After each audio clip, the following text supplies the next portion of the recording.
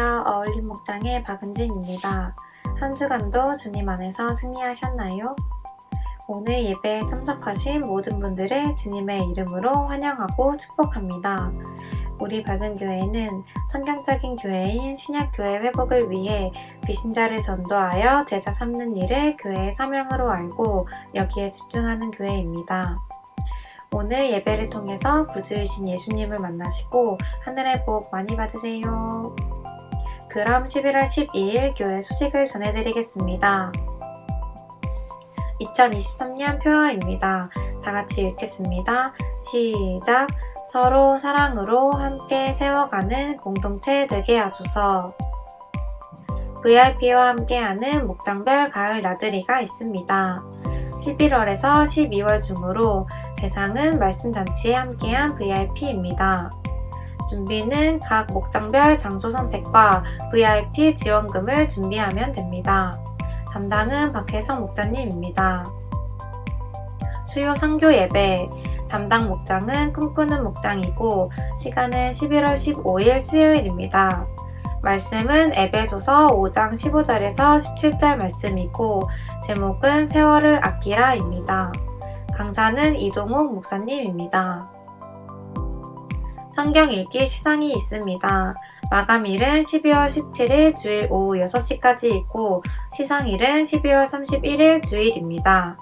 신약 1독 이상은 1만원, 구약 1독 이상은 2만원, 신구약 1독 이상은 3만원입니다.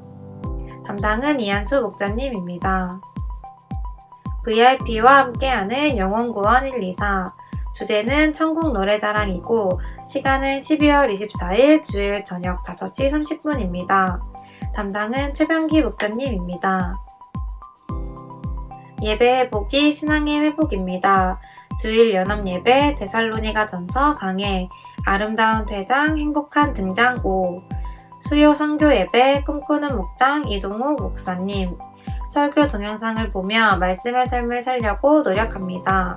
설교 동영상으로 VIP와 예배드리지 못한 목원들을 섬깁니다. 돕는 기도 부탁드립니다. 하반기 성공부 가운데 놀라운 지혜와 은혜를 내려주시옵소서. 목자 목녀와 함께 목장을 세워갈 동역자인 목원들이 평신도 세미나에 참여하도록 은혜를 내려주시옵소서. 교회의 모든 환우들의 질병을 치료하여 주시옵소서. 다음 세대를 세울 수 있는 지혜와 능력을 부어주시옵소서. VIP와 함께하는 가을 나들이에 은혜를 내려주시옵소서. 교회 청소 섬김 목장입니다. 11월 11일에는 용인 목장, 11월 18일에는 두마기티 목장이 섬겨주시겠습니다. 교회 중식 섬김 목장입니다. 11월 12일에는 작은교회 목장, 11월 19일에는 수천 목장이 섬겨주시겠습니다. 항상 교회를 섬기시는 우리 밝은 가족들이 자랑스럽습니다. 암송구절입니다. 데살로니가 전서 3장 13절 말씀 다 같이 읽겠습니다. 시작! 주님께서 여러분의 마음을 굳세게 하셔서 우리 주 예수께서 자기의 모든 성도들과 함께 오실 때에 하나님 우리 아버지 앞에서 거룩함에 흠 잡힐 데가 없게 해주시기를 빕니다. 데살로니가 전서 3장 13절 말씀 아멘.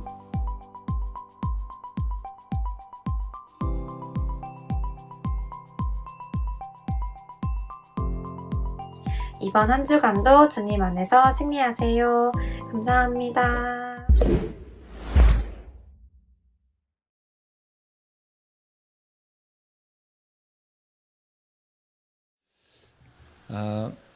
저희 집이 이제 7월이면 이제 이사가 이제 2년이 되는데 저희 집을 이제 이사 가야 될 것 같다라는 마음을 아내에게 주셔가지고 이제 주인하고 얘기하는 중에 그러면 될 수 있으면 이사 갈 거면 빨리 얘기해달라 그렇게 얘기했어요. 저희 집에 이제 곰팡이가 너무 많이 펴가지고 좀 어려움이 있는 것 같아요. 그래서 이제 그걸 이제 저희가 이제 전문가가 아니니까 이제 우리 성도분 중에 저희 집 앞에 부동산 하시는 분이 계셔가지고 이제 문의를 한 것 같아요. 근데 오셔가지고 이제 이것저것 이제 살펴주시고 꼼꼼하게 안내를 좀 해주신 것 같아요. 그래서 제가 그 모습을 이렇게 보면서 무슨 생각을 했냐면 저분이 우리한테만 그럴까? 목사니까, 목사님 집이니까 그럴까? 근데 제가 보니까 우리한테만 그러는 것이 아니고 정말 필요한 분들한테 가장 좋은 방법으로 가장 아름답게 집을 찾아주고 또 보조받는 것들이 있나 봐요. 그런 것까지도 굳이 안 해도 되는데 굳이 해가지고 섬겨주는 모습을 제가 봤어요. 그래서 제가 그 모습들을 보면서 자, 우리 성도들이 어디에 가서 무엇을 하든지 정말 예수님을 믿는 사람답게 살아가는구나 라고 하는 큰 위로를 또 격려를 또 받았습니다. 여러분, 우리가 예수를 믿는다라는 것은 단순히 우리 공동체 안에서만 그냥 친하게 지내고 좋게 지내고 서로 섬기고 하는 것만 한다면 그건 은밀히 말하면 교회가 아닙니다. 교회는 분명히 우리 공동체 안에 있는 사람들을 섬기고 세우는 일을 해야 합니다. 더불어서 주님께서 우리에게 말씀하신 것은 땅끝까지 이르러 내 증인이 되라고 말씀하셨어요. 그러니까 우리가 살아가는 그 삶의 현장 가운데 하나님께서 우리를 만나게 하는 사람들을 우리가 어떻게 대해야 되냐면 하나님이 붙여주신 분이다 라고 섬겨야 된다는 것. 그러니까 여러분들이 만나는 수많은 사람들이 있지 않겠습니까? 이웃집들, 또 일터에서 만나는 사람들, 우리 학생들은 학교에 가서 만나는 친구들, 교수님들, 그 외의 사람들, 또 이리저리 만나는 사람들이 있지 않겠습니까? 하나님께서 그 사람들을 나에게 지나가는 사람으로 만난 것이 아니라 나에게 붙여준 사람이다 라는 마음을 가지고 섬겨가는 것이 맞다는 거예요. 그러면 무슨 일이 벌어지냐면 이 세상이 지금보다는 아름다워질 거예요. 왜냐하면 하나님 앞에서 우리가 기본적으로 정직해야 되기 때문입니다.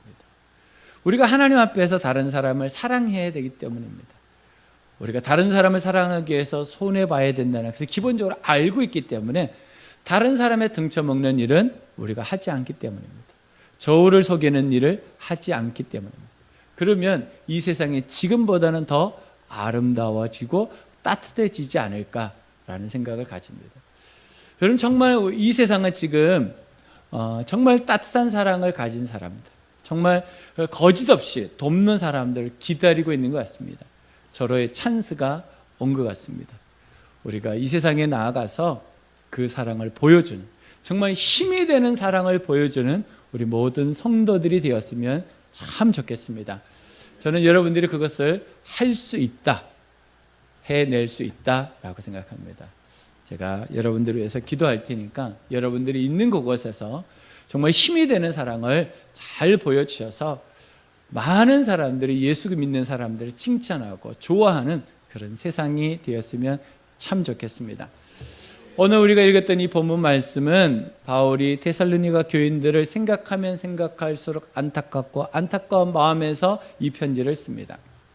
왜냐하면 데살로니가 교인들이 당하지 않아도 될 고통을 당하고 있기 때문입니다. 오늘 말씀에 보니까 바울이 그 데살로니가 교인들에게 이렇게 말했어요. 내가 지금 이렇게 복음을 전하는 것은 여러분들이 천국의 소망을 가지고 이 땅에서 누구보다도 소망 가운데 기쁨으로 행복하게 살게 하기 위함이다 라고 전합니다. 하지만 예수 믿는 것 때문에 여러분 온갖 고난을 당하게 될 것입니다. 그것도 빼놓지 않고 이야기하고 있습니다. 그러니까 바울이 그 얘기를 할 때 마음이 어떻겠어요? 걱정되고 염려되고 이 사람들이 잘 버틸 수 있을까? 이 사람들이 잘 견뎌낼 수 있을까? 그런 마음이 있었던 것이죠. 그런데 바울이 데살로니가에 계속 있을 수가 없었어요. 그곳에 있던 유대인들이 바울을 쫓아냅니다. 핍박합니다. 그래서 바울이 어디로 가냐면 아테네, 아덴이라고 하는 곳으로 가게 됩니다. 지금은 이제 아테네의 모습이 이렇게 되어 있습니다. 폐허로 되어 있는데요. 너무 이제 오래된 신전이기도 하죠. 아테네는 그 당시에 아주 유명한 동네이고요. 이곳에서는 아카데미가 많았습니다. 그래서 교육열이 굉장히 높았던, 공부한다라고 하는 사람들은 이곳에 가서 공부 좀 해야지 이름을 날릴 수 있을 정도로 아테네는 유명한 곳이었습니다. 경기도 많았습니다. 아테네에서 올림픽의 발상지이기도 하죠. 그런 만큼 이곳에는 신전도 아주 많았습니다. 종교성이 있었기 때문입니다. 그래서 교육과 경제, 문화, 사회 여러 방면에서 뛰어난 곳이 아테네였습니다. 이곳에서 데살로니가 교인들의 소식을 듣고 그 사람들에게 편지를 보낸 것이 데살로니가 전서입니다. 그런데 그 편지의 내용의 대부분이 어떤 부분이냐면, 나는 당신들이 정말 믿음으로 잘 살고 있어서 정말 좋습니다. 당신들이 내가 전한 그 복음대로 살아서 너무 좋습니다. 사회에 영향력을 끼쳐서 너무 좋습니다. 그런데 여러분들에게 고난이 시작되어서 나는 가슴이 아픕니다. 그래서 그 가슴 아픈 이야기를 데살로니가 전서에 표시를 합니다. 그래서 그들을 위해서 간절한 기도의 시간도 바울이 끊임없이 가지면서 하나님께서 그들을 도와주시기를 소원합니다. 그때 바울에게 한 사람이 나타났는데 그 사람의 이름이 오늘 본문에 나오는 디모데라고 하는 사람입니다. 이 사람은 바울에게 수제자입니다. 아들과 같은 자다 이렇게 표현합니다. 그래서 너무 믿기 때문에 데살로니가 교인들에게 가라고 파견을 시킵니다. 가는 이유는 두 가지입니다. 하나는 그들을 격려하기 위함입니다. 또 하나는 그들의 믿음이 지금 현재 어떤 상태에 있는지 진단하고 처방하기 위함이었습니다. 그런데 이들에게 있는 그 고난이 생각보다 계속 반복되고 이어지는 것들을 볼 수 있습니다. 그래서 바울이 이렇게 말합니다. 너희들을 유혹하는 유혹자가 있다. 그러니까 그 유혹에서 이겨내려면 믿음이 견고해야 되고 굳건해야 된다라고 얘기합니다. 그 일을 돕기 위해서 디모데가 갔다 이렇게 말합니다. 그러고 난 다음에 바울이 그냥 가만히 있는 것이 아니라 그 디모데를 위해서 데살로니가 교인들을 위해서 끊임없는 기도를 하는 것을 오늘 본문에서 우리가 볼 수 있습니다. 바울은 하나님의 마음을 가지고 그들을 섬깁니다. 구체적으로 섬깁니다. 그들이 정말 하나님 앞에 성공하기를 섬기고 있습니다. 넘어지고 엎어지고 고난당하지만 그들이 정말 주님 안에서 승리하기를 소원하고 있는 것입니다. 오늘 우리가 읽었던 암송구절이라고 읽었던 3장 13절 말씀을 다시 한번 우리가 보았으면 좋겠습니다. 이렇게 말합니다. 너희 마음을 굳건하게 하시고, 너희 마음을 굳건하게 하시고 그러니까 디모데는 아닐 거예요. 누가 그랬을까요? 주님께서 데살로니가 교회, 그 지역에 있는 가정교회 너희들을 주님께서 굳건하게 해주신다. 뒤이어서 이렇게 말합니다. 우리 주 예수께서 그의 모든 성도들과 함께 강림하실 때, 지금까지 예수 그리스도를 믿고 죽었던 그 모든 사람들이 다시 내가 재림할 때, 주님의 재림할 때 그 모든 성도들도 함께 오게 될 것이다 이렇게 말합니다. 그리고 이렇게 말합니다. 그때 하나님 우리 아버지 앞에서 거룩함에 흠이 없게 하시기를 원하노라. 거룩한다는 것은 다른 말로 하면 흠이 없다는 것입니다. 흠이 없다는 것은 거룩하다는 것입니다. 이 말이 뭐냐면, 데살로니가 교인들 너희들이 지금 고난을 받고 있는데 그 고난이 일정 기간이 지나면 주님을 만나게 될 거야. 주님을 만났을 때 여러분들이 거룩해야 된다라고 말합니다. 흠이 없어야 된다고 말합니다. 그러면 하나님께서 여러분들의 그 고난과 힘들고 어려웠던 그 상황에 대해서 칭찬해 주실 거야. 잘했다, 충성된 종아라고 말씀해 주실 거야. 그러니까 지금 바울의 마음은 이들이 고난 가운데 있는 것을 위로도 합니다. 또 한 가지는 여러분들의 믿음이 굳건해야 됩니다. 왜냐하면 주님이 오시기 때문입니다. 아니면 우리가 주님 앞에 서야 하기 때문입니다. 둘 중에 하나가 될 것이에요. 우리가 이 땅에서도 마찬가지입니다. 우리가 살아있는 동안 주님이 오시기를 저는 기도하고 있습니다. 아니면 우리가 죽어 주님 앞에 서기를 기도하고 있습니다. 그런데 둘 다 심판이 있습니다. 거룩했느냐 하지 않았느냐에 대한 심판입니다. 그래서 주님은 우리에게 또 복음을 주셨는데, 너희들이 죄를 지을 때마다 살 수 있는 길, 거룩해질 수 있는 길을 열어놨는데, 요한일서 1장 9절에 너희들의 죄를 자백하면, 고백하면 저는 미쁘시고 의로우사 하나님은 정말 믿을만 하시고 신실하셔서 우리의 모든 죄를 용서해 주시고 깨끗게 해 주시고 모든 불의에서 우리를 구원해 주실 것이다 라고 말합니다. 그러니까 우리가 하나님 앞에서 거룩할 수 있습니다. 그것은 하나님께서 우리에게 복음으로 주신 말씀이 있기 때문입니다. 그 말씀을 믿고 우리가 이 땅에서 거룩함을 유지할 수 있다는 것입니다. 혹시 지난주 동안 여러분들이 혹시 죄 지은 것들이 있다면, 여러분 생각나는 것들이 있다면 이 시간 여러분 마음 가운데 하나님, 내가 그것을 죄로 인정합니다. 용서해 주시옵소서.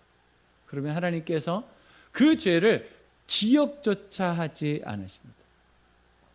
그래서 하나님 앞에 우리가 이렇게 기도하는 경우가 있죠. 주님, 제가 또 죄를 지었습니다 라고 할 때 주님께서 우리에게 뭐라고 말씀하신다고요? 또라니. 주님은 다 잊어버리신 거예요.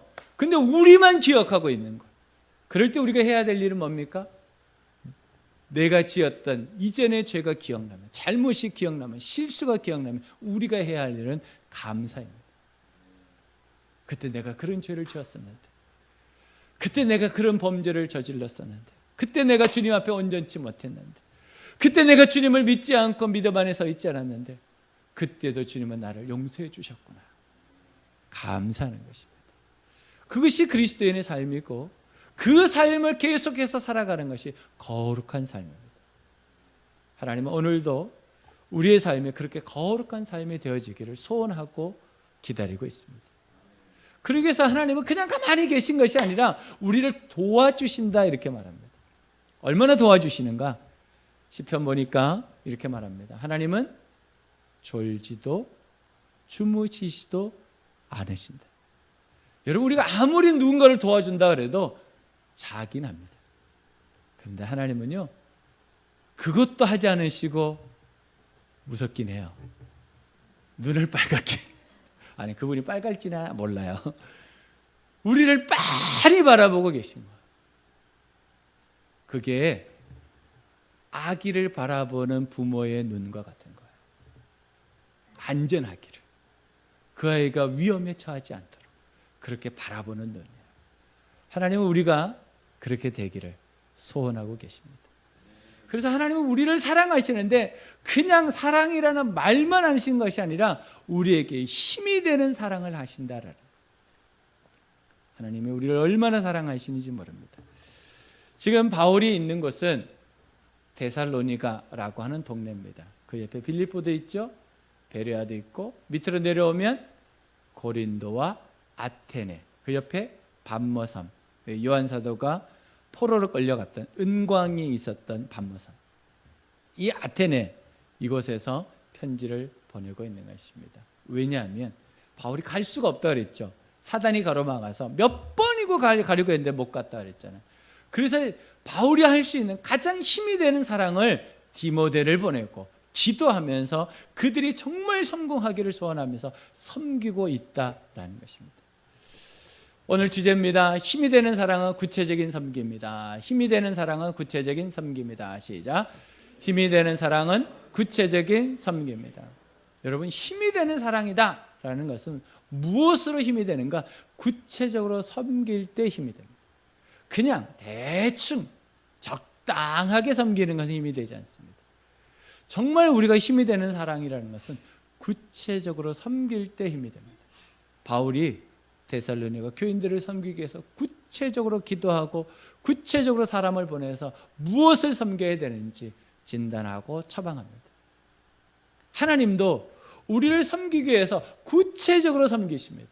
그냥 나는 너를 사랑해가 아닙니다. 예수 그리스도를 보내시겠다고 약속하시고 진짜 보내셔서 그분이 우리의 죄가 얼마나 무거운지 얼마나 더러운지 깨닫게 하기 위해서 예수님이 머리부터 발끝까지 온몸이 피투성이가 되시고 피 흘려주시고 우리를 구원해 주신 것입니다. 그리고 죽는 것으로 끝나는 것이 아니고 진짜 3일 만에 부활하셔서 내가 너희들을 정말 사랑한다 라고 말씀해 주는 것, 그것이 힘이 되는 사랑입니다. 그래서 우리도 누군가를 사랑할 때 힘이 되는 사랑을 해야 되지 않겠습니까? 그 사람이 살아나는 사랑을 해야 되지 않겠습니까? 그 사람이 도움이 된다라는 사랑을 해야 되지 않겠습니까? 그러려면 구체적으로 섬겨야 된다. 그러면 어떻게 구체적으로 섬길 수 있을까? 세 가지라고 생각합니다.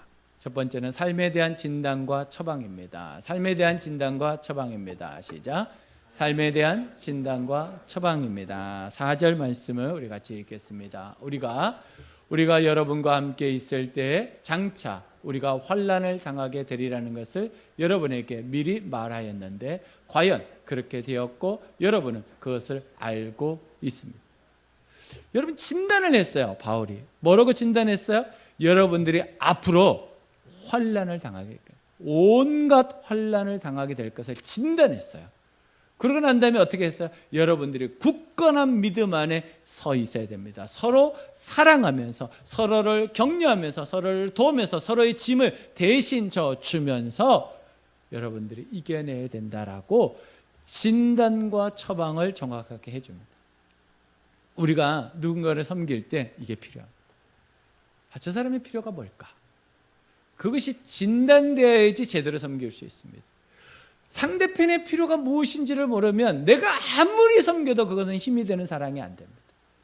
상대편의 필요가 무엇인지를 알고 섬길 때 그것이 힘이 되는 사랑이 되는 것입니다. 그래서 상대편의 정보를 알아야 됩니다. 그렇죠? 그래서 대화를 하고 소통을 하고 나눠야 되죠. 그래야지 우리가 그 사람을 어떻게 섬겨야 되는지를 알게 되는 것입니다. 그래서 제가 우리 목자 목녀님들에게 부탁드렸어요.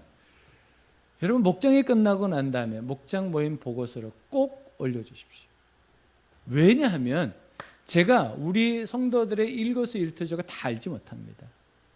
목장 보고서를 올려주면 제가 그것을 가지고 일주일 동안 기도를 합니다. 우리 성도들 한 사람 한 사람을 넣고.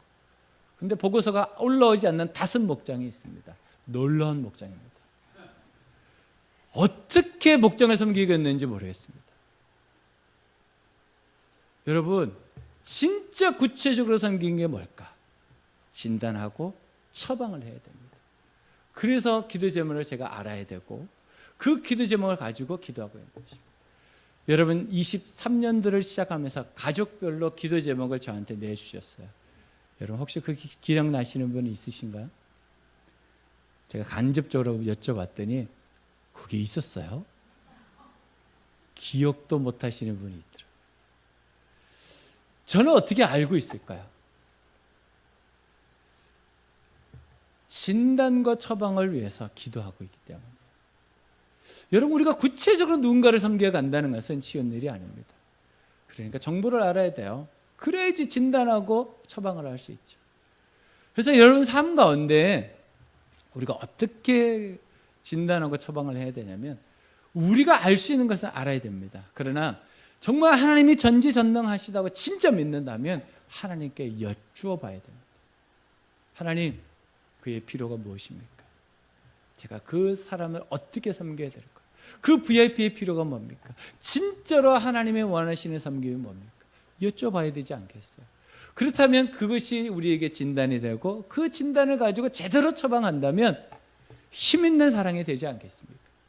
하나님께서 원하시는 진단과 처방은 그러한 것입니다. 그래서 우리가 섬겨갈 때 이 진단과 처방이 분명해야 한다는 것입니다. 그래서 여러분들이 막연하게 섬기지 마시고 하나님께 기도하시면서 그들과 소통하시면서 그들의 삶 가운데 필요가 무엇인지 바라보면서 섬기는 것이 힘이 되는 사랑, 구체적인 섬김이 된다라는 것입니다. 여러분 삶 속에 이 기쁨이 여러분들에게 간증이 되었으면 참 좋겠습니다. 두 번째는 구체적인 기도입니다. 구체적인 기도입니다. 시작. 구체적인 기도입니다. 12절 말씀 또 우리가 같이 읽겠습니다.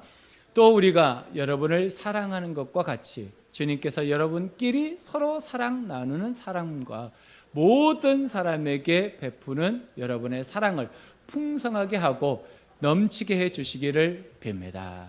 여기서 사랑이라는 단어가 계속 반복됩니다. 그런데 이 사랑이라는 것이 그냥 말로만 되어지는 사랑, 우리 서로 사랑합니다, 나는 사랑하는 관계입니다, 말로만 되어지는 것이 아니라 구체적으로 기도하고 있는 거예요. 끝에서 뭐라고 말해요? 넘치게 해 주시기를 빕니다, 이렇게 말해요. 바울은 지금 뭘 하고 있냐면 데살로니가 교인들을 향해서 기도하고 있는 거예요. 그것도 구체적으로 이 사람들의 삶이 진단되었어요. 그러니까 처방으로 하나님께 기도하는 거, 하나님 이들에게 사랑이 풍성케 주시옵소서. 그런데 이들은 지금 현실적으로는 어떤 현실을 가지고 있어요? 온갖 환난 가운데 있는 거예요. 여러분, 온갖 환난 가운데서 가장 필요한 게 뭔지 아십니까? 누군가가 나를 사랑하는 거예요. 그러면 그 환난을 이겨낼 수 있습니다. 그래서 우리는 그냥 사랑하지 말고 힘이 되는 사랑을 하자는 거예요. 그 사람에게 힘이 되어주는 사랑. 그러려면 구체적으로 기도해야 합니다. 그 사람의 삶을 구체적으로 알고 구체적으로 하나님 앞에서 기도해야 됩니다. 그러니까 우리가 하나님을 의지하고 여쭤봐야 된다 그랬잖아요. 주님, 어떻게 할까요? 무엇을 기도할까요? 어떻게 기도할까요? 여쭤봐야 되잖아요. 하나님이 정말 전지전능하시니까 그 사람의 삶과 그 사람의 그 구석구석을 우리는 보지 못하지만 하나님은 알고 계신다. 그러니까 우리가 구체적으로 섬기려면 구체적으로 기도부터 시작해야 돼요. 하나님께 가르쳐달라고 기도해야 합니다. 그러면 뜻밖의 기도의 제목들이 발견되는 것을 봅니다. 제가 수요일마다 금식하면서 기도하는데, 기도하는 가운데 하나님께서 어떤 사람이 탁 생각나가요 하면 누구든지 제가 전화를 하는 편이에요. 뭐 우리 성도든지 아니든지 뭐 미국에 있든지 어디 있든지 전화를 하는 편이에요. 근데 우리 교회 어느 집사님한테 제가 그 집사님하고 제가 1대1로 전화해 본 게 그날 처음이었어요. 전화를 했어요. 그랬더니 그분이 깜짝 놀랐어요. 목사님, 무슨 일로? 아니, 제가 기도하는데 갑자기 집사님이 생각이 나서 제가 전화를 드렸는데 혹시 기도 제목이 있으신가요? 그랬더니 갑자기 울려 그러는 거예요. 그래서 왜 그럴까? 그래서 왜 그러시냐 그랬더니 그렇지 않아도 지금 내 딸 때문에 내가 너무 힘들고 어려운데 이걸 누구한테 말을 못해요. 지금 목장이 없어. 그러니까 누구한테 말도 못하고 힘들고 어렵게 지내는 거예요. 근데 마침 목사님이 전화 주셔서, 그래서 제가 어떤 일입니까? 구체적으로 물어봤어요. 그랬더니 내용을 쭉 얘기했어요. 그래서 제가 전화로 기도해 드렸어요. 그러고 난 다음에 저희 아내가 그 딸을 이제 옆에서 좀 열심히 섬겼어요. 그래서 지금 이제 많이 회복이 되어지고 있고 취직도 되어져서 직장도 다닌다라는 얘기를 들었습니다. 우리가 하나님 앞에서 기도하고 있다 보면 하나님께서 구체적으로 기도하게 하시기도 하지만 섬길 수 있는 방법도 주십니다. 근데 기도하지 않으면 내 마음대로 한다니까, 내 생각대로 한다니까. 그런데 지나고 나면 그것이 그렇게 도움이 안 될 때가 너무 많아요. 그러나 우리가 기도하면서 하나님의 인도를 받으면 그것이 큰 도움이 됐다는 간증을 듣게 됩니다. 그러니까 여러분, 정말 여러분들이 힘이 되는 사랑을 하기를 원하신다면 구체적으로 기도하기를 시작하셔야 됩니다. 그 기도의 시작은 하나님께 여쭤보는 기도가 돼야 돼요. 묻는 기도가 돼야 됩니다. 그래야지 하나님께서 우리를 구체적으로 인도하시고 그 모든 관계 가운데 힘이 되는 사랑을 하게 하신다라는 것입니다. 저는 여러분들이 정말 서로의 관계 가운데 힘이 되는 사랑으로 우리 교회에 있는 식구들뿐만이 아니고 여러분들이 머물러 있는 일터에서도 학교에서도 여러분들과 만나는 모든 사람들에게 그런 힘이 되는 사랑, 그 사랑을 전해주는 우리 성도들이 되었으면 참 좋겠습니다. 세 번째는 성공을 경험케 합니다. 성공을 경험케 합니다. 시작. 성공을 경험케 합니다. 13절입니다. 같이 읽겠습니다. 그래서 주님께서 여러분의 마음을 굳세게 하셔서 우리 주 예수께서 자기의 모든 성도들과 함께 오실 때 하나님 우리 아버지 앞에서 거룩함에 흠잡힐 때가 없게 해주시기를 빕니다. 또 기도하잖아요. 바울이 구체적으로 기도하고 했어요. 그런데 구체적인 기도의 제목 가운데 있는 것은 뭐냐면 데살로니가 교인들이 하나님 앞에 섰을 때 성공하기를 원하는 마음. 여러분, 우리가 이 땅에서 우리 성도들끼리 기도하면서 우리 자녀들을 위해서 기도하면서 성공하기를 위해서 기도해야 됩니다. 그래서 빛과 소금의 역할들을 이 땅에서 충분히 할 수 있도록 기도해야 됩니다. 그러나 더불어 더 큰 성공이 뭘까? 완전한 성공이 뭘까? 그것은 주님 앞에 섰을 때 칭찬받는 것입니다. 이 땅에서 아무리 우리가 박수를 받는다 할지라도 하나님 앞에 섰을 때 나는 너를 모른다라고 말한다면 얼마나 허망한 일입니까? 저는 여러분들이 하나님 앞에 섰을 때 성공했으면 좋겠습니다. 하나님 앞에 섰을 때 정말 너 충성했다, 정말 잘했다, 정말 고생했다, 수고했다, 애썼다, 나를 위하여 그렇게 살았구나. 여러분들을 진짜 위로하고 격려하는 그런 축복받는 성공이 여러분들에게 있었으면 참 좋겠습니다. 주님께서는 이렇게 말씀만 하시는 것이 아니라 정말 우리의 성공을 위해서 일하십니다. 주님께서 우리를 향하신 구체적인 섬김이 있습니다. 디도서 2장 14절입니다. 그리스도께서는, 같이 읽습니다. 그리스도께서는 우리를 위하여 자기 몸을 내주셨습니다. 그것은 우리를 모든 불법에서 건져내시고 깨끗하게 하셔서 선한 일에 열심을 내는 백성으로 삼으시려는 것입니다. 주님께서 왜 우리를 구원하셨는가? 그 이유가 우리가 선한 일, 정말 영혼을 구원하여 그들을 주님의 제자로 세우는 일, 그 일을 하기 위해서 우리를 구원하셨다라고 말합니다. 우리가 그 일을 하기를 원하십니다. 우리가 그 일을 하기 위해서 우리는 훈련을 하고 주님 앞에 순종하는 삶을 살아가는 것입니다. 여러분들이 정말 주님께서 여러분들을 섬겼다, 이 삶을 기억한다, 우리가 선한 일에 열심을 내는 우리 모든 성도들이 되시기를 주님의 이름으로 축복합니다. 더불어서 이렇게 말합니다. 로마서 4장 25절에 예수는 우리의 범죄 때문에 죽임을 당하셨고 우리를 의롭게 하시려고 살아나셨다. 예수님은 구체적으로 우리를 섬기기 위해서 십자가에 죽으셨다라고 말합니다. 우리의 죄를 해결하기 위해서. 죄의 문제는 어떤 것으로도 해결되지 않는다. 오직 예수 그리스도로만 해결된다. 그 죽음으로만 끝나는 것이 아니고 예수님이 3일 있다가 부활하셔서 봐라, 내가 너희들을 의롭게 하였고 내가 너희들을 살렸다라는 것을 보여주셨습니다. 하나님은 지금도 우리를 구체적으로 섬겨주고 계시는 것입니다. 우리의 섬김이 어떤 섬김이 되어야 되는지 점검해야 합니다.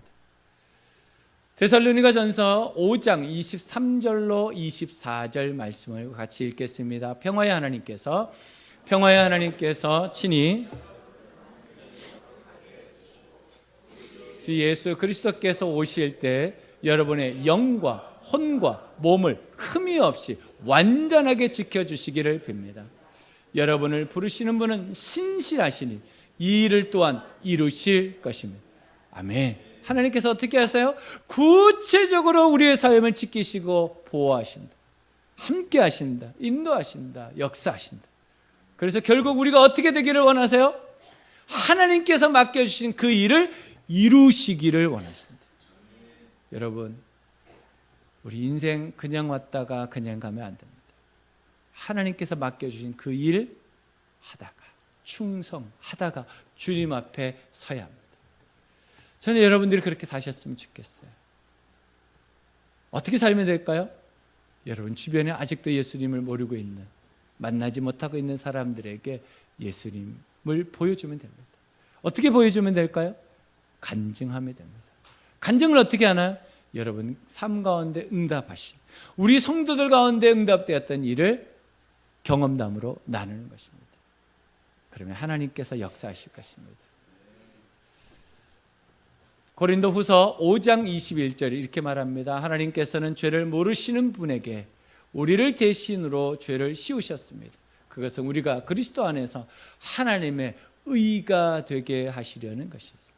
우리의 죄가 우리에게 있는 것이 아니고 우리의 죄를 예수 그리스도 앞에 씌워버렸다는 거예요. 그래서 우리를 의인이라고 불러주신다는 거예요. 우리는 죄가 없는 사람이라고 불러주신다. 그래서 하나님께서는 그런 사람이 세상에 나가서 빛이 되고 소금이 되기를 원하신다라고 말합니다. 우리에게 아무것도 주지 않고 하라는 것이 아니고 우리를 의롭게 만드신 다음에 예수님을 정말 나의 구주와 주인으로 믿는 모든 사람에게 주시는 이 복을, 이 기쁜 소식을 여러분 꼭 경험하시고 여러분 삶 속에 전하시는 삶을 사시기를 주님의 이름으로 축복합니다.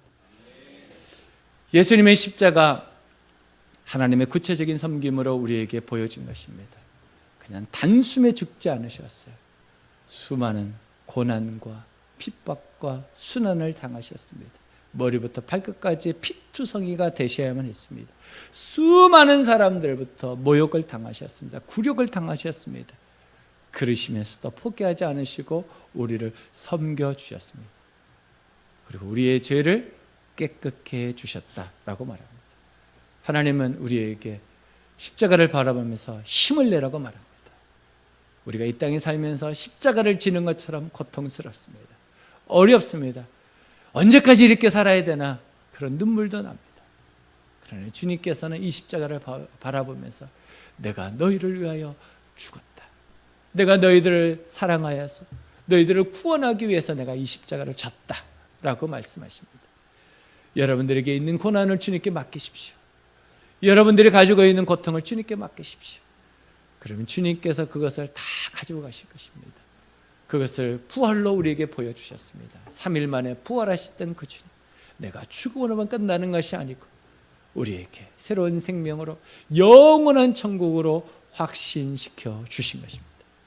여러분, 이번 한 주간 동안 정말 주님이 여러분들에게 힘이 되실 것입니다. 우리 성도들이 서로 힘이 되는 사랑을 보여주실 것입니다. 여러분 주변에 아직도 예수 그리스도를 알지 못하는 사람들에게 여러분이 가서 힘이 되는 사랑을 보여주시기를 주님의 이름으로 축복합니다. 기도하겠습니다.